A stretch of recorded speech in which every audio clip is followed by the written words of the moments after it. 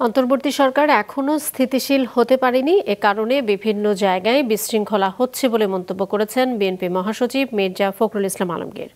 দুপুরে জাতীয় প্রেসক্লাবে জাতীয় বিপ্লব ও সংহতি দিবস উপলক্ষে সম্মিলিত পেশাজীবী পরিষদের আলোচনা সভায় এমন মন্তব্য করেন তিনি।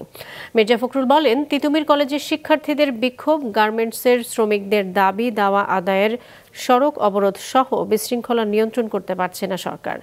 এ ধরনের সমস্যার সমাধানের রাজনৈতিক সরকার দরকার। নির্বাচন যত দেরি হবে তত সমস্যা বাড়বে বলে আবারও সতর্ক করেন মির্জা ফখরুল। বিএনপি ৩১ দফা সংস্কার দিয়েছে, যার মধ্যে সবকিছুই উঠে এসেছে।